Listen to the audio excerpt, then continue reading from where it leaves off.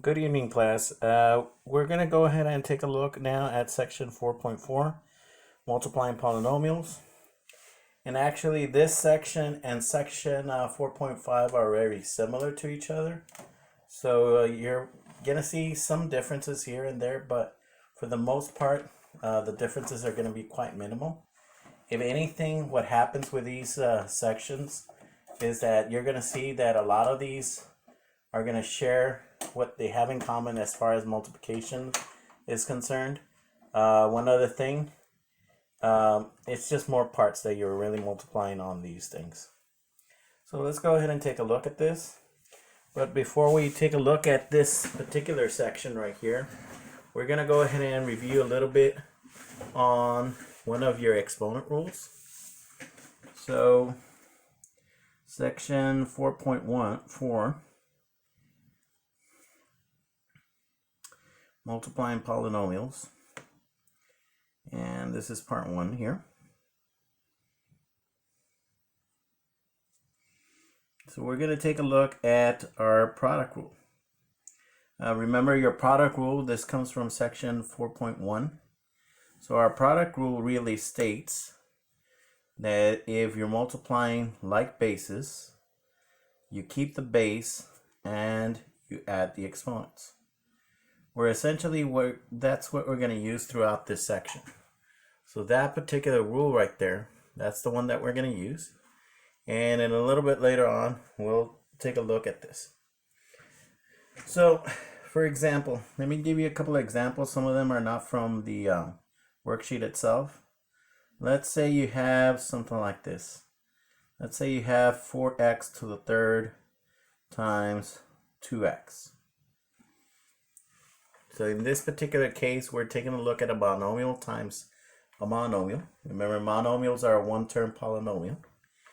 And what we're going to do first of all is take care of the coefficients. Remember, the coefficients are the numbers in front of the variable. In this particular case, we're just simply going to multiply 4 times 2. So 4 times 2 just gives us 8. And then we're going to use this exponent rule for the variables. X to the third times x. Remember, there's a 1 right there.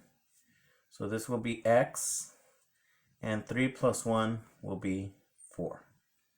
So your answer for this will just simply be 8x to the fourth. So it's that simple. All you're doing is just multiplying the coefficients first, and then we're going to take a look at the variable part for a second. So let's take a look at a couple of examples that they're giving us there. So if you take a look at 1a there, 1a gives us 2x squared, parentheses, 6x minus 3. Now notice that now we're multiplying a monomial times a binomial. You have two terms for this one. So what we're going to do is we're going to use the distribution, just like we did before. We're going to multiply 2x squared times 6x, but we're also going to multiply 2x squared times negative 3.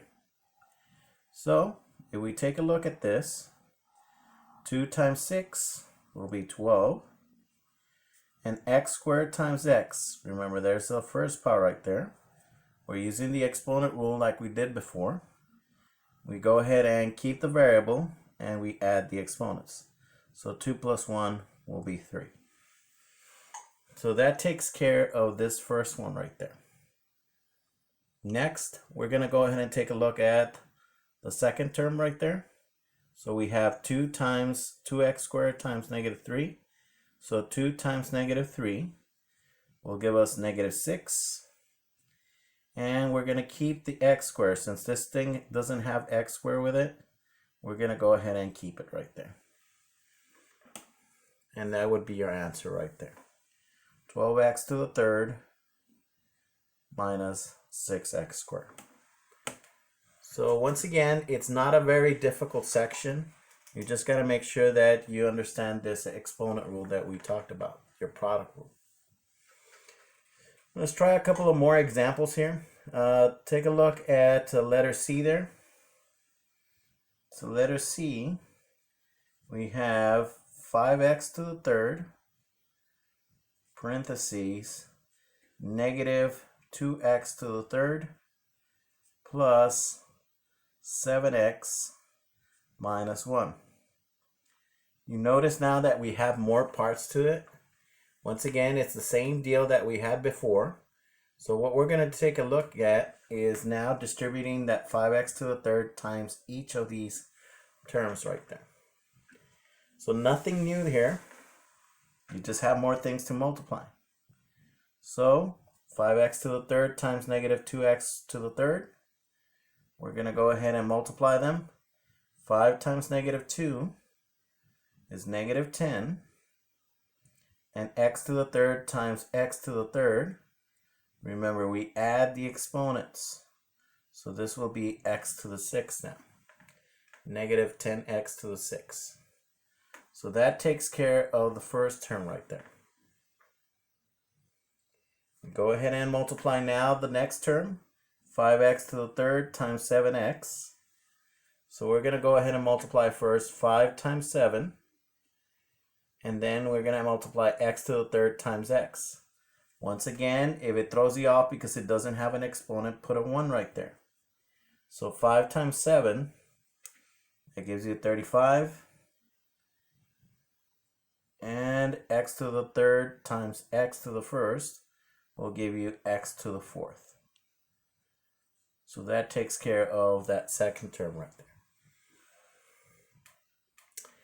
Our last term right here is going to be 5x to the third times negative 1.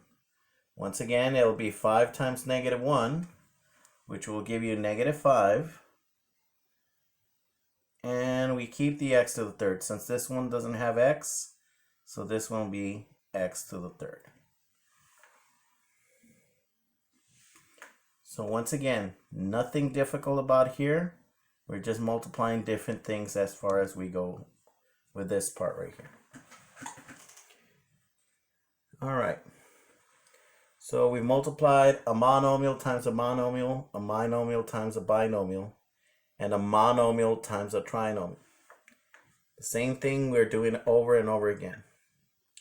But what if we have something backwards? So take a look at letter E.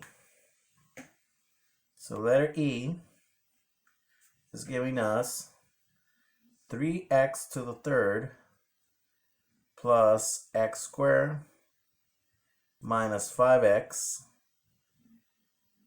parentheses, and we have parentheses 3xy. All right.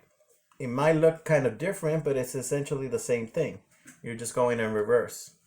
What you're going to do here is you're going to distribute that 3x times each of these terms right here, times the 3x to the third, times the x squared, times the negative 5x. Now be careful with this one because this one has 2 variables instead of 1. So take that into consideration. So first we're going to go ahead and multiply it times that first term, the 3x to the third. So first we multiply 3 times 3, which will be 9. And now we're going to apply the exponent rule for the x. X to the third times x. Remember, this is x to the first. So we use the exponent rule right there. So this will be x to the fourth. Now, since there's no y to connect with this y right here, we're just going to tag it along. So when we multiply this times our first term, we end up with 9x to the fourth y. We're going to do the same thing with the second term. We're going to multiply 3xy times x squared, and if you're not comfortable not having a coefficient, put a 1 there. So 3 times 1, that'll be 3. X times x squared, that'll be x to the third. And once again, since there's no y right there, we're going to go ahead and just tag it along. And finally, we have 3xy times negative 5x. Negative 5 times 3, that's negative 15. And x times x is x squared. And we tag along the y. And that would be your answer right there. So this concludes part 1 of section 4.4.